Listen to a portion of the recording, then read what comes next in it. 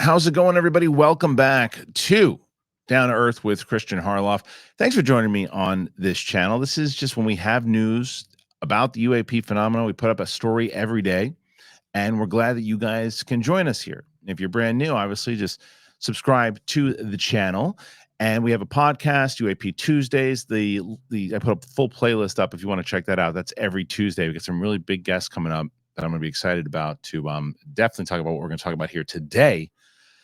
And as we talked about on yesterday's news piece, and as was first reported by Ross Coulthart, that there was going to be a report from the AARO and DOD that basically says, hey, look, this is what it is. We've looked into this thing, and we have programs that we're working on that are very confidential and a very top secret, but there's no alien life here. There's nothing. There's no alien life, and there's no reverse engineering program. So everybody who's saying this, they're getting it wrong. After all of these different reports that have come out, and essentially saying that the whistleblowers, David Grusch and Luiz Elizondo, and people of that nature that are coming forward are just misguided, not right, not correct, chasing the wrong thing. And then inside of that report, it also says that essentially, if you do talk about this stuff moving forward, now that we've told you it's not these things, you could be prosecuted. You can get yourself in a lot of trouble. So shush, essentially telling the whistleblowers, the 40 plus that are supposed to come through, don't do that. And it's pretty much what we thought was going to happen. It's pretty much exactly what we thought was happening. It's exactly what Ross Coulthart said was going to happen inside of that report when he said, well, they hand-selected people to come and cover this thing and not ask the questions, the hard questions. And it's exactly what happened. And then there's also the same, I think that there was a report or a video that came out last night. I think Ross Coulthart actually tweeted out a guy who made a video about what the intention could be behind it. And the same woman who was handling Sean Kirkpatrick during a few of his speeches was also instrumental in making this thing happen. So it did get a pushback from Luiz Elizondo, who came out tweeting. And he said, today, the Pentagon and its current UAP investigative program, AARO, issued a public report that is intentionally dishonest, inaccurate, and dangerously misleading. I hold the Pentagon leadership and former AARO leadership accountable for this obvious attempt to diminish and embarrass whistleblowers, to undermine the truth and ignore the evidence. Their goal is clearly to minimize congressional and public scrutiny and to cover up the truth. To be clear, I do not hold most of the people who work with AARO to be accountable, as they are not all responsible for their leaders' decisions. Many of us who have worked the UAP topic for the government are aware of the ample classified evidence that has been provided to AARO and contradicts this report. Senior members of Congress have also had access to this evidence. This report only makes it abundantly clear to Congress that they must take more legislative action to demand transparency on the UAP topic on behalf of the American people. Myself and others who are aware of the truth are going to keep working to help Congress in their efforts to achieve disclosure. And then there were a few others that were obviously the community in general was going to have their retorts, as we knew that it would happen. And the question, as I asked yesterday, is, yeah, but what comes next? What comes next in order to say, that's not, you're not being factual? What comes next? Well, Matt Laszlo over at Ask a Poll, he has a report that David Grusch is actually, he had a talk with one of the UAP caucus members, and they want him to be part of it. And they are trying to get him hired again through the government. Will that happen? Could that happen? Is it realistic? They want it to happen.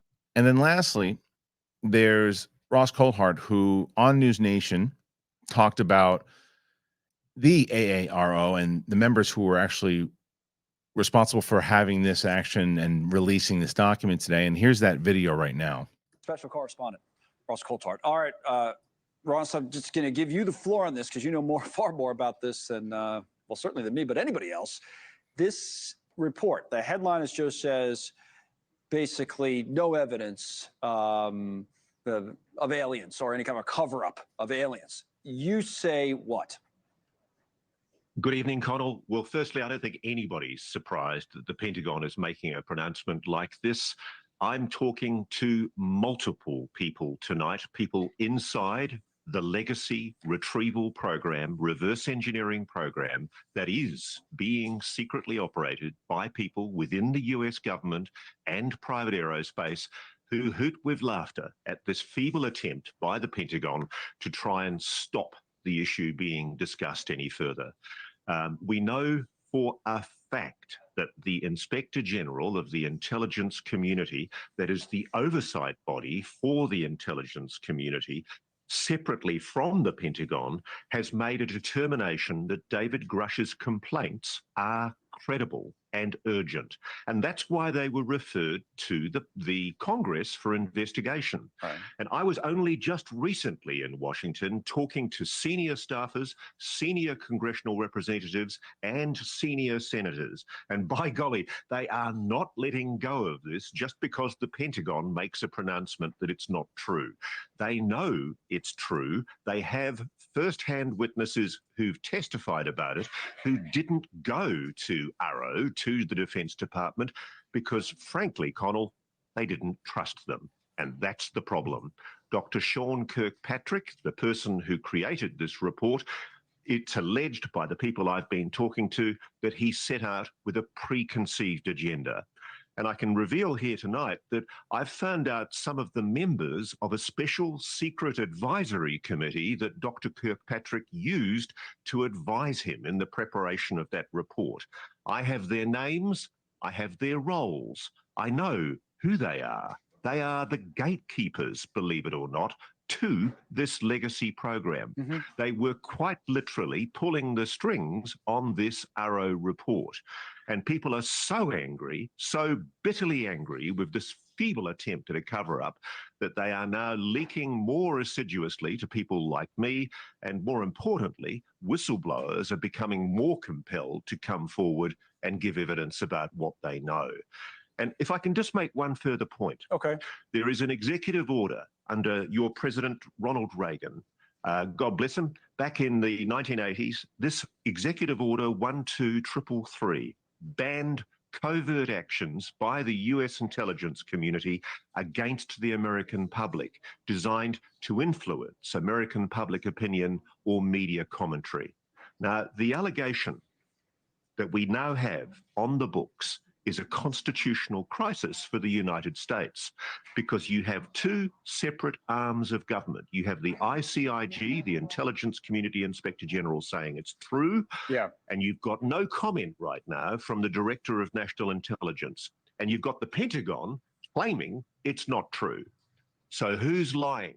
Okay, so all of that, and that's such a different side of it, right? When what the intent of that piece is supposed to be today, and then when you hear from Ross Coulthart, the people he's talking to, it seems like it had the reverse effect. So to join me on this conversation, if you've been following this and this channel and you've seen him, you know him, and if you are watching the big thing, UAP Tuesdays on Tuesday, obviously you would know him as well. It's Pavel again. Pavel, what's up, man? Hey, Kristian. Just to note, I'm wearing the Empire cap because I think it was worth it for today. Oh yeah, very nice. So when it comes to this particular story that broke this morning, we talked about it yesterday on the show. This was what Ross Coulthart said was coming. It's exactly what it was. You saw the writing on the wall with Sean Kirkpatrick's thing like a couple days ago, whenever it was, and when he put that out there, it was like 1-2 punch. It seems fairly calculated when you look at it. Then the report comes out. It says exactly that. It says that no, none of this stuff is, whether it's out of world tech, it's not really whatever you heard from these whistleblowers and these witnesses. They didn't see what they thought they saw. So you read all of that. You've been keeping up on it. What are your thoughts as you read this and following the story today? Well, yesterday I was pretty bummed out. I did tell you in private, and I didn't know what was going to come out, really. Obviously, we all expected what happened. They're denying the presence of ETs, which is very specific. If you remember, on the legislation, they mentioned non-human intelligence many times. Yeah. Not once did they mention extraterrestrials.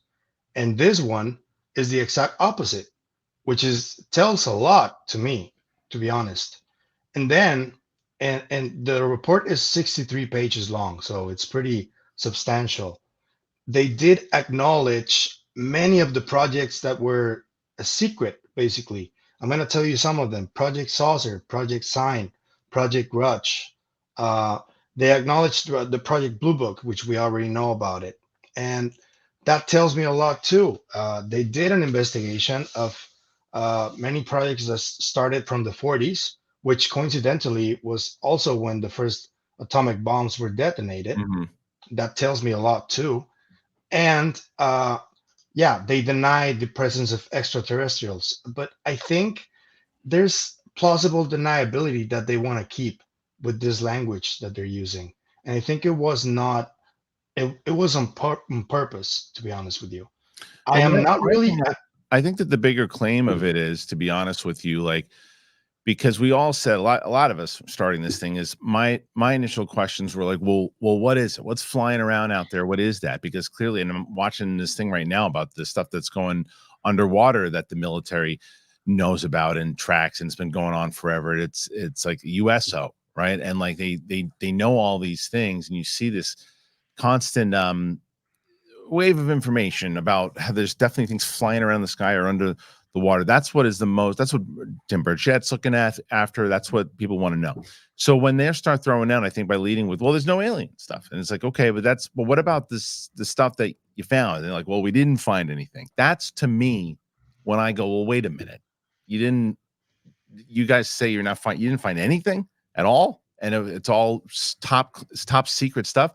And they actually talk about that with Ross Coulthart for a second, about the reverse engineering. And here's that clip. What about the evidence of the program, the reverse engineering program I'm talking about? Because the way they phrased it in their description from the Pentagon was that there was no verifiable evidence for claims the U.S. government and private companies have access to or have been reverse engineering extraterrestrial technology. So they say there's no verifiable evidence. Is there?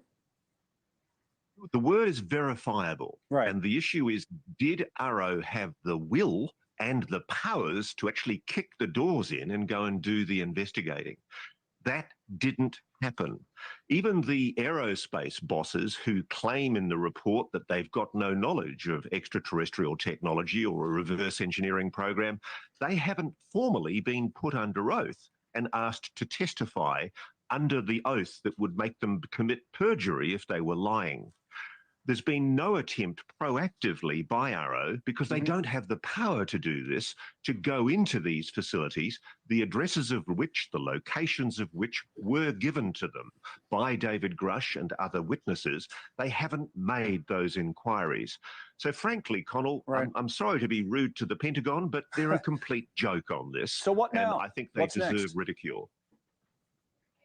A lot of this is going to fall to the Congress. There are moves afoot in the Congress for more public hearings. I mean, as recently as this week, we've had a situation where allegations made by Representative Matt Gaetz from Florida have been borne out by an FOI request. And believe it or not, the military is continuing to try to suppress a video of an unidentified anomalous object that was seen hovering over the Florida coast by a US Air Force pilot. If there's nothing in this, if this is all poppycock, if it's all nonsense, and if it's all the fictional claims of a bunch of tinfoil hat crazies, why are US Air Force pilots not being allowed to reveal what they shot with their videos on their gun cameras?